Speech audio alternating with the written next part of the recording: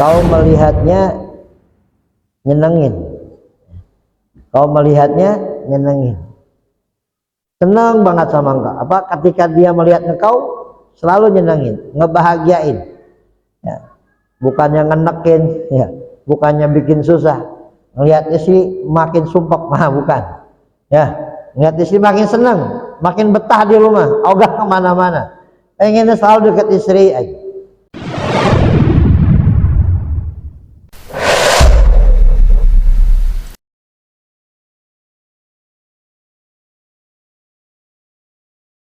Khairukum li ahli wa ana khairukum li ahli. Orang yang terbaik di antara kalian wahai para suami, para bapak, adalah orang yang terbaik buat keluarganya, dan akulah orang yang terbaik di antara, akulah orang yang paling terbaik kepada keluargaku. Baik. Ya. Kalau udah terbaik, udah nggak perlu panjang lebar pembahasan. Bagaimana perhatian kepada keluarga kita, kepada istri dan anak-anak kita, sehingga mereka menilai kita adalah seorang suami yang pantas untuk membimbing mereka menuju surganya Allah. Suami yang pantas, lelaki yang pantas untuk mendampingi mereka dunia dan akhirat mereka. Suami yang selalu bertanggung jawab. Nggak perlu diperinci sama Nabi. Beda kalau perempuan, diperinci dulu sama Nabi. Yang begini, yang begini, yang begini. Tapi kalau udah laki, nggak perlu diperinci. Khairukum li ahli wa ana khairukum li ahli. Yang paling baik di antara kalian adalah orang yang paling baik sama keluarganya. Udah beres, selesai. Nggak macam-macam, sering ngasih duit nggak perlu, udah nggak perlu bilang begitu. Perhatian, sayang, setia nggak perlu, cukup ngomong gitu aja Nabi. Semua lelaki sudah memahami. Inilah jawamiul kalim Nabi Shallallahu Alaihi Wasallam. Nah, jadi yang pertama, tanda dari kebahagiaan kita punya istri yang salehah, suami yang saleh. Mudah-mudahan yang pertama ini Allah berikan kepada kita semua. Istri yang salehah, suami yang saleh, ya, yang selalu membahagiakan keluarga, dunia dan akhiratnya. Yang pertama. Yang kedua, wa auladuhul abrar. Anak-anaknya banyak yang berbakti. Semuanya berbakti. Rasulullah bilang, birru aba'akum tabirrukum abna'akum. Ya, birru aba'akum tabirrukum abna'akum. Baktilah kamu, berbaktilah kamu kepada kedua orang tuamu, maka anak-anakmu akan berbakti kepada orang tuamu, pada dirimu. Kata Sayyid Muhammad bin Salim bin Hafid alaihi rahmatullah, dalam hadis ini ada kabar gembira. Ada 4 kabar gembira buat orang yang berbakti sama orang tuanya. Ini dengar. Ya, dalam hadis ini ada kabar gembira buat orang yang berbakti kepada orang tuanya. Yang pertama, orang yang berbakti kepada kedua orang tuanya, Allah akan berikan keturunan. Ya, Allah akan berikan keturunan buat dia.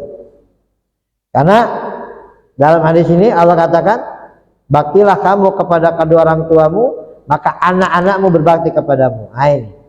Ya, harus kita diberikan keturunan. Yang kedua, orang yang berbakti kepada kedua orang tuanya, Allah akan panjangkan umurnya. Ya, Allah akan panjangkan umurnya. Umur kita yang berbakti Allah panjangkan. Karena untuk mewujudkan bakti anak kepada kita panjang umur. Ya, bukan nggak bisa kalau anak berbakti kalau kita sudah meninggal dunia. Kemudian yang ketiga, anak-anaknya juga pun akan panjang umur. Ya, untuk mewujudkan dia bisa bakti kepada kita. Yang terakhir, anak-anaknya itu Allah akan jadikan berbakti kepada dia. Ini 4. Ya. Jadi hadis ini mengandung 4 kabar gembira buat orang yang berbakti kepada orang tuanya. Ya, mudah-mudahan anak-anak kita saat ini termasuk min auladil abrar, anak-anak yang berbakti kepada kita semua. Ya, ingat, sesukses apapun kita, sehebat apapun kita, tapi menyakiti hati orang tua kita, nggak bakalan selamat dunia dan akhirat. Apalagi kalau sudah orang tua bilang kagak redho sama kita. Aduh, alhamdulillah. Maka nih Bapak Ibu sekalian, kalau masih di antara kita masih ada bapak dan ibu atau salah satu dari keduanya, minta dua hal. Minta dua hal sama mereka. Yang pertama ridhonya dan doanya. Udah itu aja. Kita masih punya bapak, masih punya ibu, atau salah satu dari keduanya, minta ridho terucap dari mulut mereka. Dengan tulus, dengan ikhlas, saya ridho sama kamu nak. Yang kedua, minta doa khusus. Mah, doain khusus buat saya setiap sujud mama, setiap sujud bapak. Doa khusus. Minta doa. Udah nggak usah yang lain. Ya, walaupun orang tua meninggal dunia nggak meninggalkan warisan yang banyak ataupun sama sekali nggak ada warisannya, hidup kita akan dibimbing sama Allah Subhanahu wa taala berkat ridho orang tua dan doa orang tua kita. Tembus doa orang tua kita ke langit. Ya, langsung didengar sama Allah Subhanahu wa taala. Usahakan kita sebelum mereka tiada, sebelum mereka wafat, minta kepada mereka ridhonya dengan ikhlas, dengan tulus buat kita, dan doa khusus.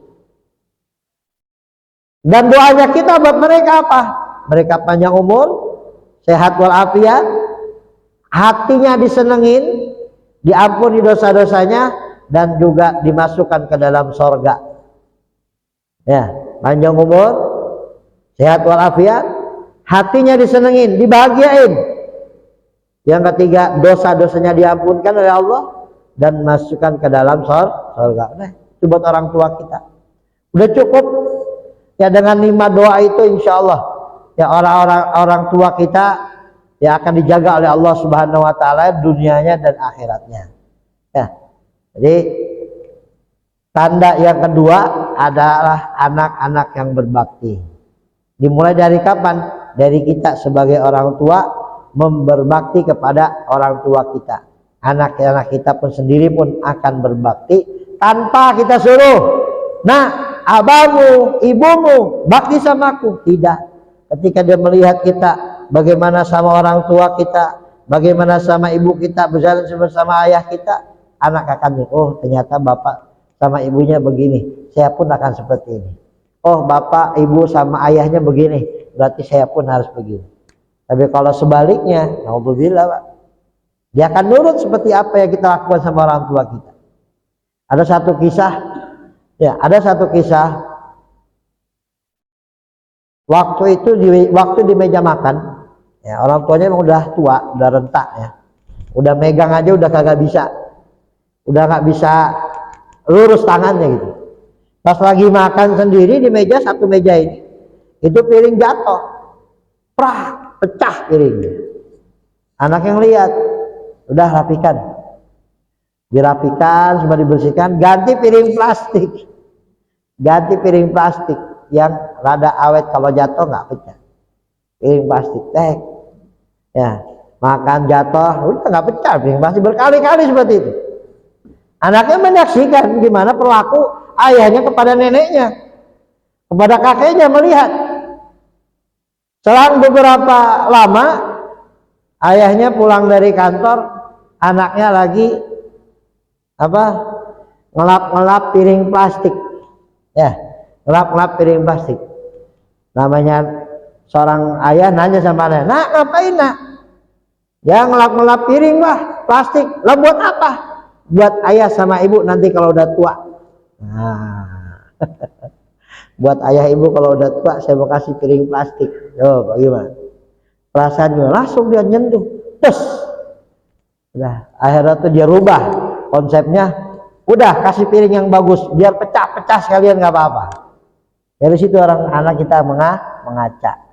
Ya, perlakuan kita sama orang tua kita masuk otak mereka. Oh begini ternyata, oh begini ternyata.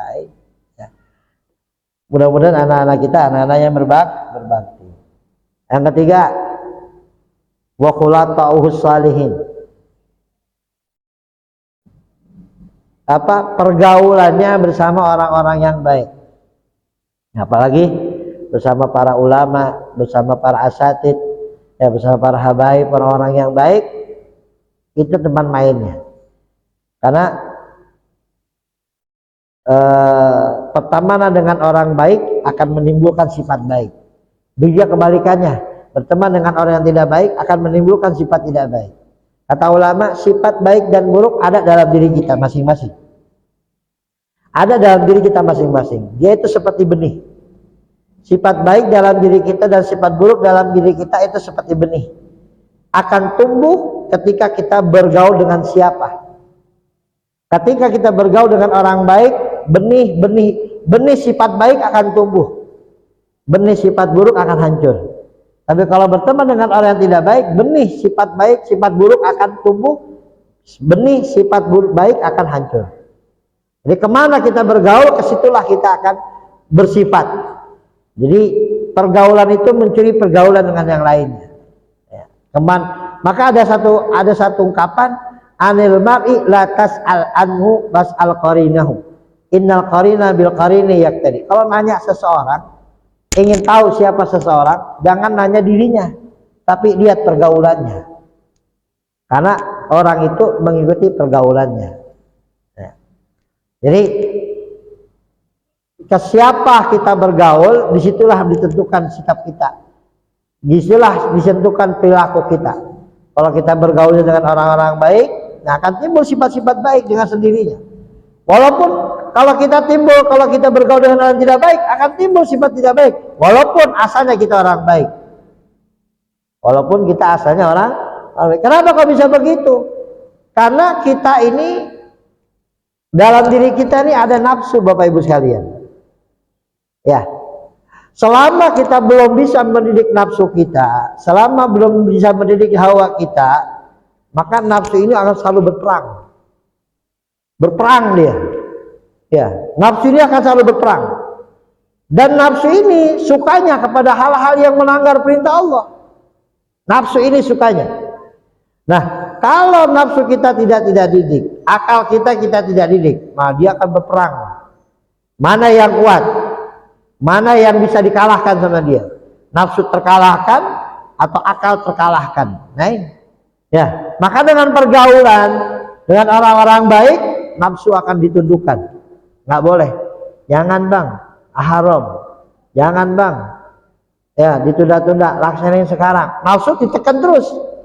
Ya, tapi kalau kita bergaul dengan orang yang tidak baik, nah udah sekitar kita ngedukung, nafsu kita ngedukung, makin kita ya menjadi orang yang tidak baik. Nah seperti itu. Lebih gampang condong kepada hal yang kagak baik daripada hal-hal yang baik. Orang maksiat nggak perlu diajarin. Tapi kalau orang ibadah berbuat baik perlu diajarin. Tapi kalau maksiat nggak perlu diajarin. Mabuk mungkin ada tutorial mabuk, nggak ada. Tinggal mabuk. Dia mencuri ada tutorial mencuri, nggak ada. Dia mencuri. Korupsi ada tutorialnya. Mengkorupsi. Ya nggak perlu diajarin, nggak perlu ada taklim dari setan iblis, nggak perlu. Itu maksiat. Tapi kalau ibadah, kudu ada taklimnya, kudu ada pembelajarannya, ada penyemangatnya dari teman, dari seorang ustadz, dari guru, baru kita bisa ke sana. Ya, jadi bagaimana kehidupan kita, bagaimana keseharian kita? Kalau keseharian kita orang-orang baik, maka insya Allah kita pun akan menjadi orang baik. Ya, baik dalam hidup di dunia maupun hidup di akhirat. Hidup dunia kita akan mempunyai perangai yang baik, tutur kata yang baik, akhlak yang baik. Di akhirat kita akan dibangkitkan bersama orang yang baik, ya sebagaimana Nabi katakan, al-mar'u ma'aman ahab. Ya, seseorang itu bersama orang yang dicintainya. Dalam sebuah riwayat asar ya, walaupun kita dia ahli ibadah tapi pergaulan dengan orang yang tidak baik, nah kita akan gabungan bersama mereka. Naudzubillah min dzalik. Ya, itu semua karena hati. Ya, itu semua karena hati. Ya, hati kita bagaimana condongnya. Nah, itu nanti kebangkitan bersama mereka. Ya, kalau hati kita sombong, hati kita dengki, hati kita penuh ujub, nah nggak ada artinya ibadah kita kepada Allah Subhanahu wa taala. Itu kembalinya nanti kepada hati kita. Ya. Itu yang kedua. Yang ketiga, yang keempat, ya, warizquhu fi biladih. Rezekinya di tempatnya, di daerahnya, rezekinya di kampungnya. Ya, kita tidak salah ingin cari kesejahteraan yang lebih sehingga kita merantau ke daerah orang lain. Ya, kita merantau ke luar negeri, nggak jadi masalah, silakan. Tapi alangkah baiknya kalau kita bisa mencari rezeki di kampung kita sendiri. Karena satu dekat dengan orang tua, dekat dengan saudara, tetangga, mau apa-apa lebih mudah dibanding ketika merantau, jauh dari orang tua, jauh dari saudara. Apalagi kita hidup merantau, tidak pandai bergaul dengan masyarakat sekitar, ya udah, ya tertutup saja. Keluarnya kalau mau kerja, keluar masuk lagi ke rumah, nggak ada pergaulan bersama tetangga. Lebih susah lagi tuh. Ya kalau yang perantau, bergaul sama tetangga, sama orang sekitar, sama penduduk sekitar, nah insya Allah akan banyak dibantu.